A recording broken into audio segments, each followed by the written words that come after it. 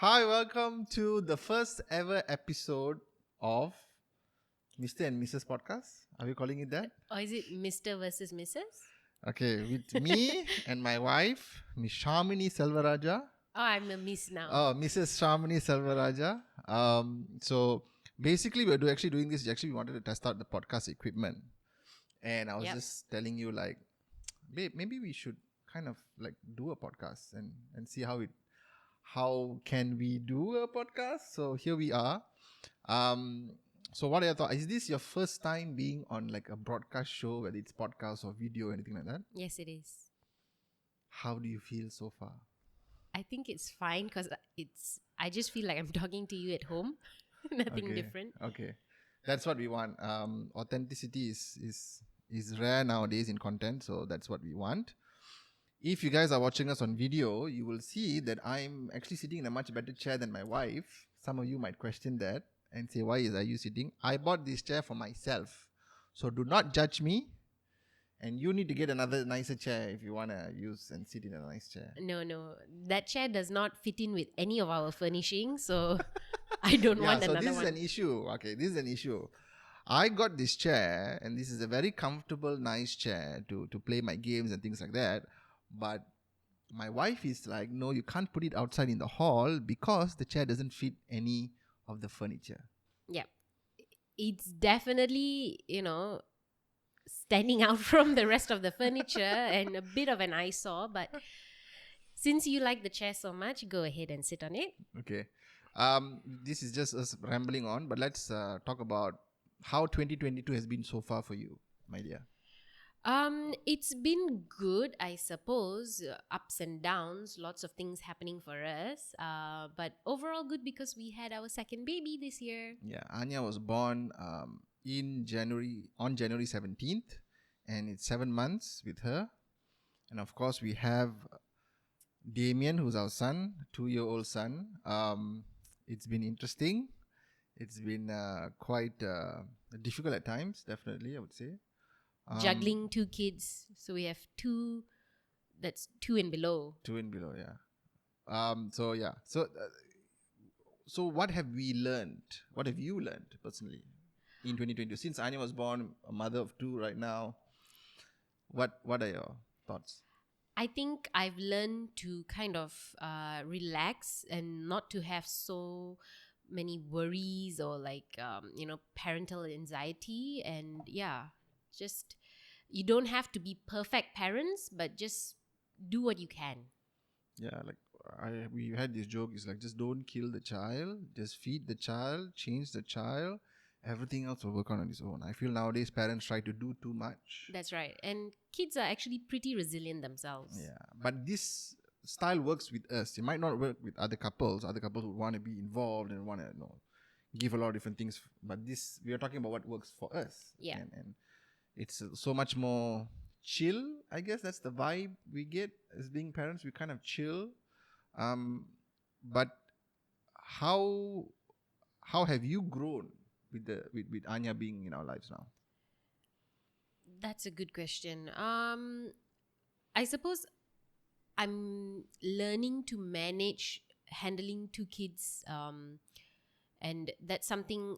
It's still a learning process, but I think so far we've been faring well. And of course, it's not just a learning process for myself, but also for you as well, and a growth process. So why not you share some of your lessons learned with having 2 kids? Yeah, it's supposed to be back and forth. So you tell first, then I tell. So have you shared yours? I think I have. Okay. So for me, I think I'm a father of 2, and it's been at certain times it's been very difficult. I think patience is one thing that I've learned a lot as well, and also how to kind of juggle with the 2 kids, but very importantly as well, taking care of ourselves. Our relationship is also important, because having 2 kids now, the workload has doubled in everything. And I feel that with couples nowadays, they kind of forget that the core relationship, which is the relationship between husband and wife, that's the main relationship we still need to work on. Yes, I mean, I completely agree with that. That we still have to work on our relationship, you and me, Mm. and not just focus solely on the kids. So it's a bit of a balancing act, and I guess we have to juggle. But also, interestingly, what came to my mind was that teamwork. I think we are working better as a team. We have learned that because initially it was just you and me, and then we had our first child and now our second child. So the team dynamics has evolved in that sense. And with that, also how we work together. You keep smiling at me. This is so surreal. I've never been on a show with my wife and doing and talking about the kids. So I'm sorry. I'll be smiling all the way throughout the whole episode. So yeah, continue. All right. So in that sense, we have learned to adapt and change with the changing dynamics. But I feel that we have learned and we are working better, as a team. So I always like to think like it's not just a family unit; we are a little team. So yeah. Yeah, for me as well, because I grew up without a dad in a way, and when Damon came into our lives, and I have had this conversation with you before, I've said like I want to be the best dad I can be, and I want to do as much as I can and things like that. But also, what you taught me, which is also important, is you need to kind of step back sometimes. Don't try to do so much. Yeah, don't take on more than you can on your plate. Again, it's not about being perfect parents, but it's just doing what we can, and just being there for the kids. I think that's the most important thing. Okay. I still enjoy looking at videos of our kids. We take a lot of photos and a lot of videos. And I'm sure all parents, have their phone gallery filled with photos of the kids. I mean, yeah, you can't really run away from the fact that they are very important, in your lives as being as parents.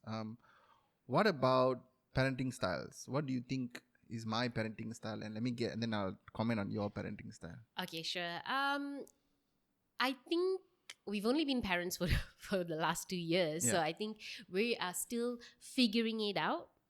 But so far, what I've seen is, so initially you would try to take on a lot and just try and do more than like that you may be able to, and then when you fall short, in your opinion, you then just get very upset with yourself.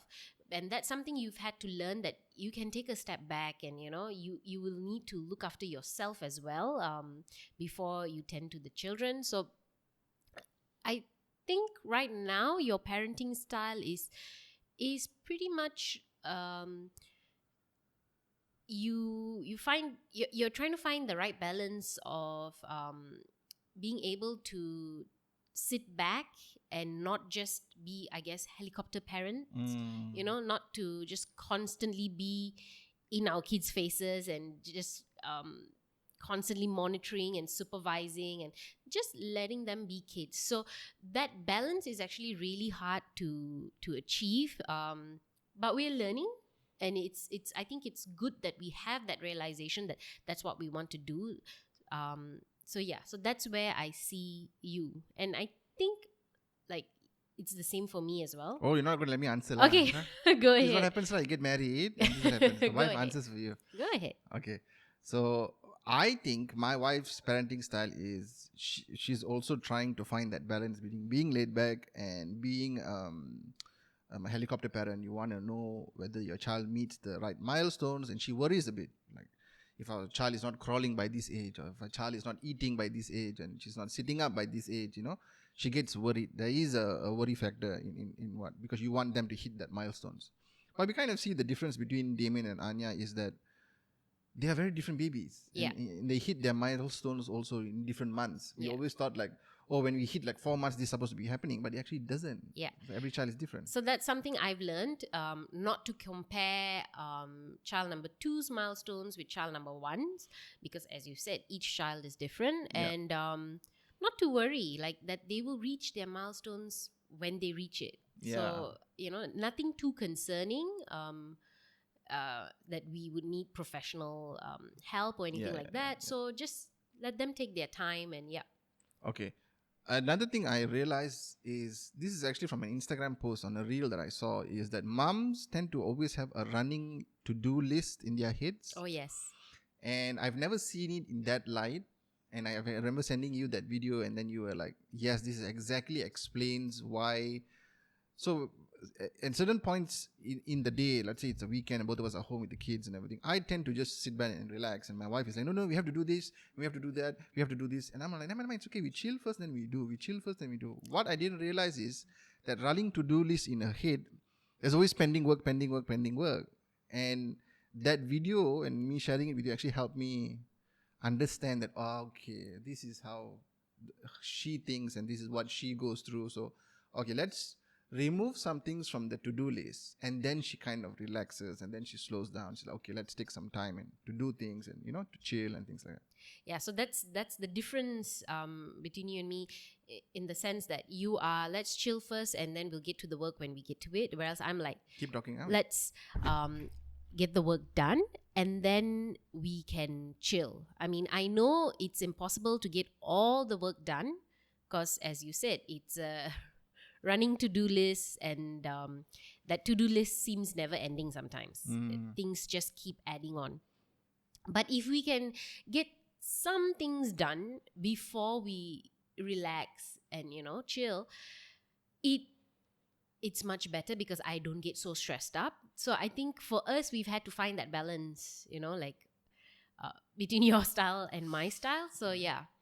I think it's always been like, we need to work on it. We need to communicate. I failed in communication a lot. I think because how I was growing up is, I was never the type of person to share my feelings. I think this is a lot of guys out there, if you can agree with me, is we never had that chance to actually express ourselves and express what we feel.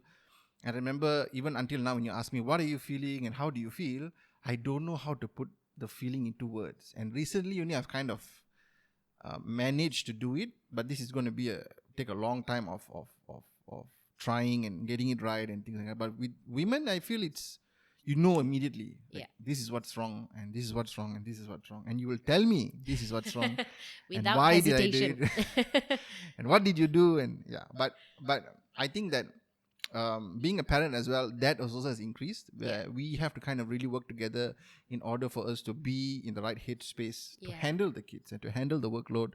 And recently the kids had to go and get admitted in hospital, and that was tough. Yes, that was tough because both kids were admitted in hospital. So we were both taking care of them in hospital. And at the same time, I had to telework from hospital.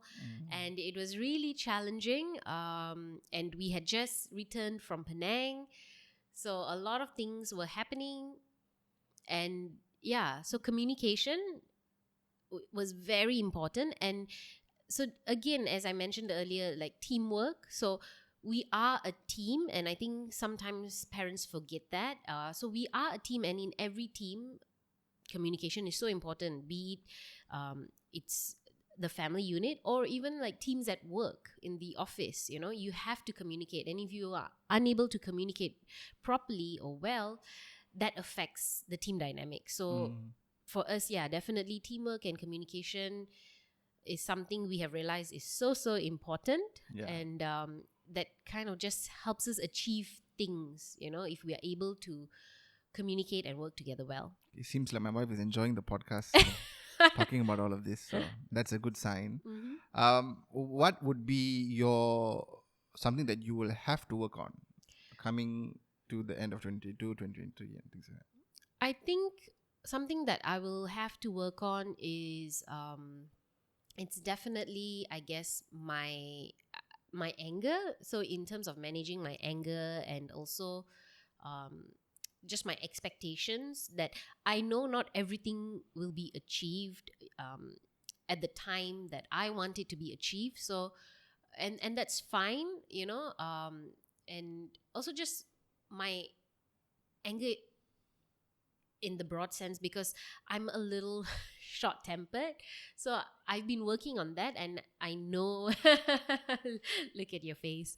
I know that's something No, but you've handled it. I mean, when we were dating 7 years ago, when we started dating, I could see there has been a change in your level of your anger. So last time it used to be 0 to 100 immediately, and all hell breaks loose. Yeah. But now it's a bit more. You can manage it in a Yeah. way, and you can tell me, no, I'm very angry with you right now, and I Yeah. need to walk away. Yeah. So I think that as a couple now, learning to fight properly. Yeah, that's so important actually, and Yeah. I'm so glad you brought that up, because I don't believe it when people say, oh, a successful marriage is one where there are no fights and whatnot. I think any couple will fight. If you don't fight, you're just repressing things, and that can be quite dangerous. So fighting is normal, but it's how you fight, like how you talk to each other when you're having disagreements and arguments, and just maintaining respect. There should be a bottom line, like not using bad language with each other, and not just escalating the fight. But disagreements will happen, it cannot be avoided. So every time we have a disagreement, I'm always very well aware, like, how we fight is important, because whatever said and done in anger, sometimes it leaves a lasting impression, or impact on the other person. So how we fight is very important, and also the need to resolve it. So we must be able to resolve it, because as you're quite familiar with it, that I don't like going to bed angry. So I don't like to prolong disagreements or anything like that. I like to resolve it before we go to bed, so that when you wake up the next morning, everything's done. There's no resentment, there's no anger towards the other person, and it's a new day, it's a new start. No grudges, nothing, being carried over to the next day. We try to ask each other the next day, are you okay, and what's going on through your mind, just to make sure that everything's okay. There's no like repressed emotions, and yes, definitely this has helped us. I always say that the emotion in a fight, there's a lot of emotion involved, and I feel that when I get angry or I get emotional, I'm very difficult to handle. I'm a person that you can't really handle my emotion at that point. So I kind of need to okay, I need to take a minute, and I need to. So I fail in telling you that. Actually, I'm actually very emotional right now.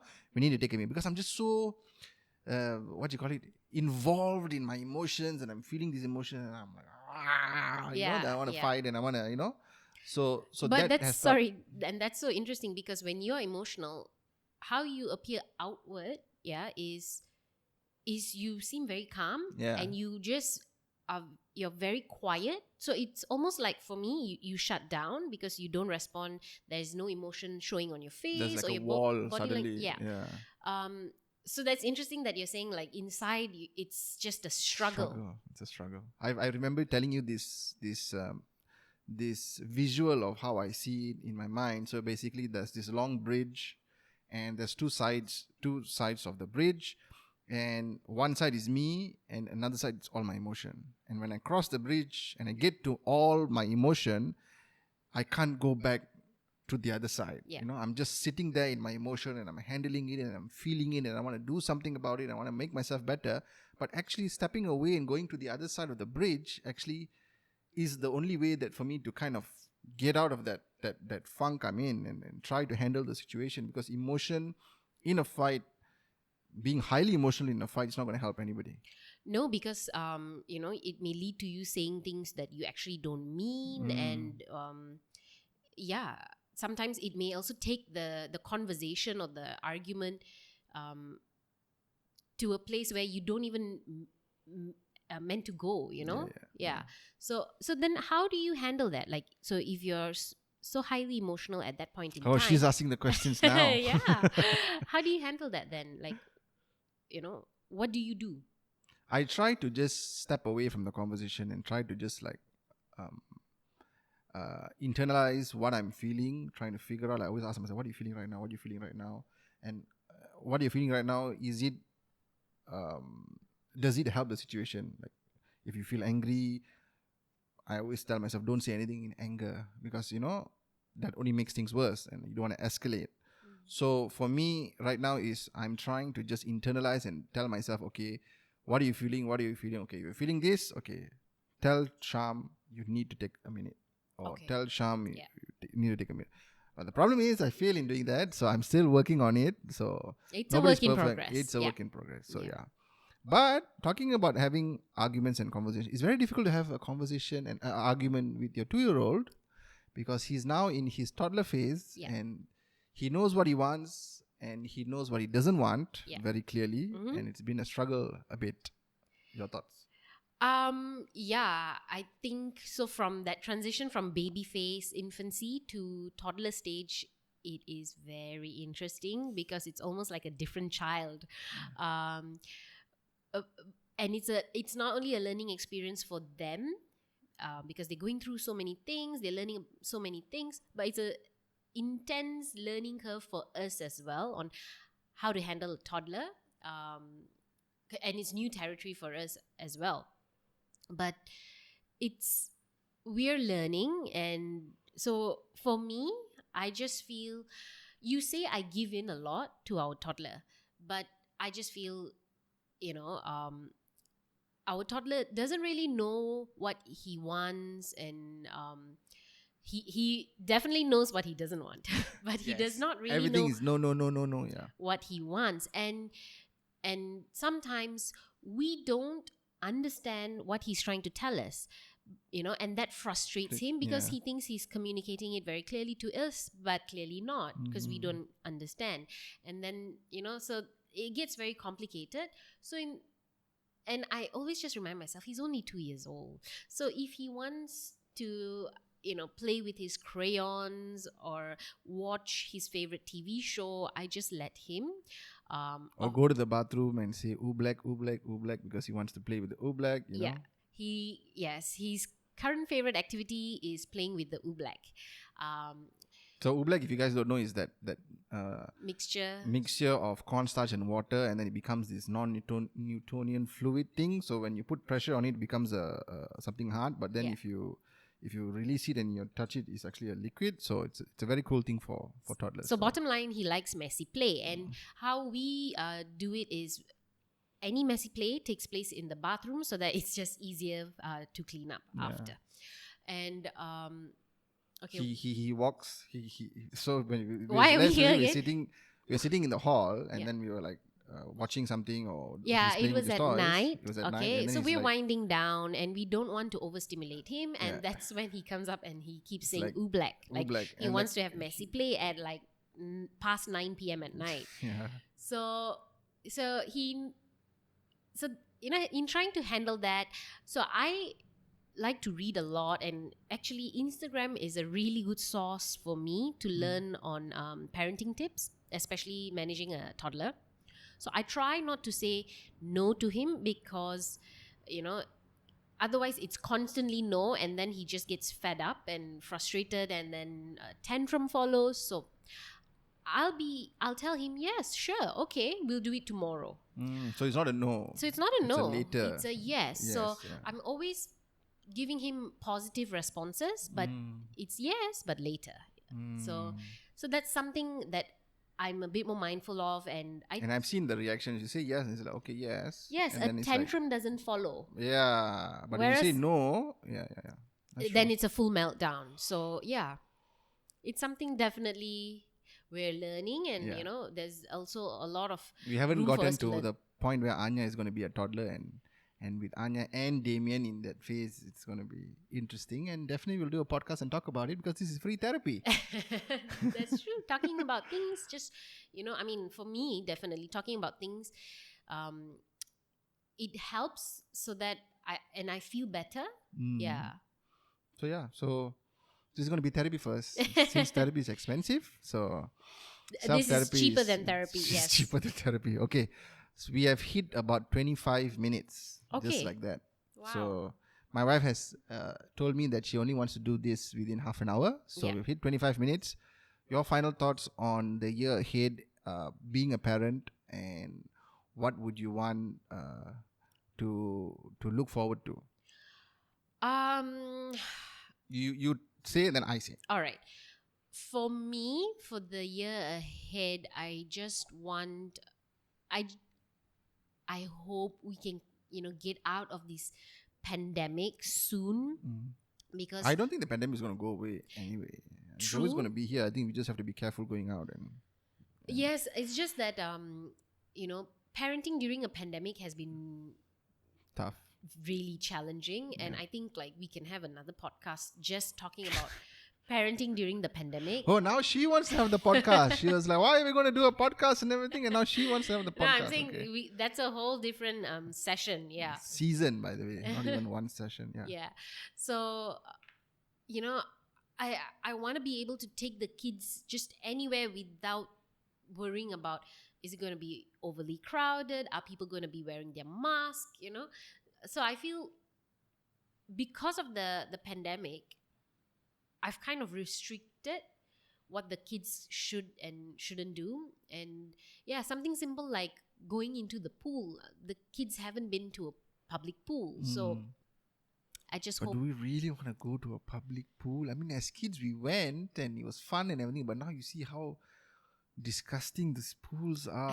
Do you really want to expose your kids? That's true. But also, I think the pandemic. We don't even go to public pools. I mean, so yeah. But I think the pandemic has left lasting impressions on us, in the sense that right now, if it's a place that's slightly crowded, we just avoid. Like I'm just like, what's the point?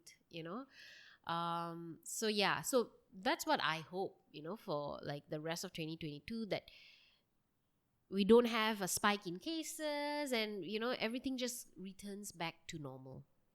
Okay. My final thoughts for the year ahead is, I hope we can do this more. Actually, I've enjoyed the session today, and talking to you is nice. I always wanted you to be involved in whatever that I was doing, and this kinds of bring you into the circle of my little stuff that I'm doing with content and things like that. So I've enjoyed it, and thank you. The pandemic, yes, definitely we wanna try to go out more. Maybe take a family trip somewhere. Try to visit some places. We always wanted to go back, but we got married. Cameron Highlands. Maybe we can see that happening soon. Yeah. All right. Thank you so much for watching. If you're listening this on podcast, I don't know what we're going to call the show, so just follow us on our social media platforms, and we'll let you know when the show is out and things like that. So yeah, thank you so much. Thank you.